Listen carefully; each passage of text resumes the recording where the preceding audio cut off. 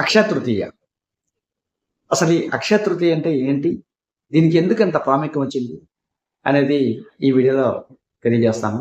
Hello friends, నా పేరు ప్రసాదరావు. నేను లైఫ్ ఇన్సూరెన్స్ కార్పొరేషన్ ఫైనాన్షియల్ అడ్వైజర్‌గా సేవలు అందిస్తున్నాను. ఈ అక్షయ తృతీయకి హిందూ మతంతో పాటు జైన మతంలో, బౌద్ధ మతంలో, సిక్కు మతంలో కూడా చాలా ప్రాముఖ్యత ఉందండి. త్రేతాయుగం స్టార్ట్ అయిన రోజు ఈ అక్షయ తృతీయ రోజే. అలాగే ద్వాపర యుగంలో శ్రీకృష్ణ పరమాత్ముడు ద్రౌపదీదేవికి అక్షయ పాత్రను అందించిన రోజు కూడా ఈ రోజే. ఇంకో విషయం ఏంటంటే, మహాభారత యుద్ధంలో అర్జునుడికి గీతోపదేశం చేసింది కూడా ఈ అక్షయ తృతీయ రోజే కావడం చాలా విశేషం అండి.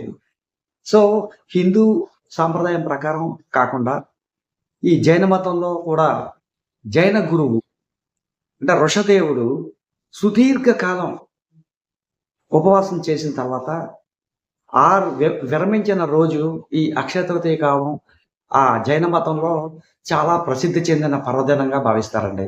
అలాగే బౌద్ధులు కూడా నేపాల్లో ఈరోజు ధర్మకార్యాలన్నీ కూడా ఈరోజు చేయడం జరుగుతుంది. సిక్కులో కూడా కొన్ని ప్రాంతాల్లో ఈ అక్షయ తృతీయని పర్వదినంగా భావిస్తారండి. అయితే ఈ అక్షయ తృతీయ రోజు దానం కానీ ఇన్వెస్ట్మెంట్స్ కానీ పెట్టడానికి ముహూర్తాలు చూడకుండా ఏదైనా చేయొచ్చండి. ఈ రోజున ఈ అక్షయ తృతీయ రోజు ఏదైనా పని ప్రారంభిస్తే ముహూర్తం చూడకుండా కూడా చక్కగా చేసుకోవచ్చు. అక్షయం అయిపోతుంది అనమాట.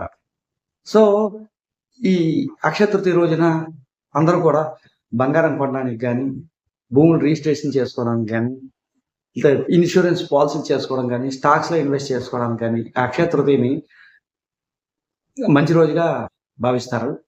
ఎందుకంటే ఈ రోజు ఇన్వెస్ట్మెంట్ చేసిన వాళ్ళకి హై రిటర్న్స్ వస్తాయని పూర్వం నుంచి నమ్మకం అండి.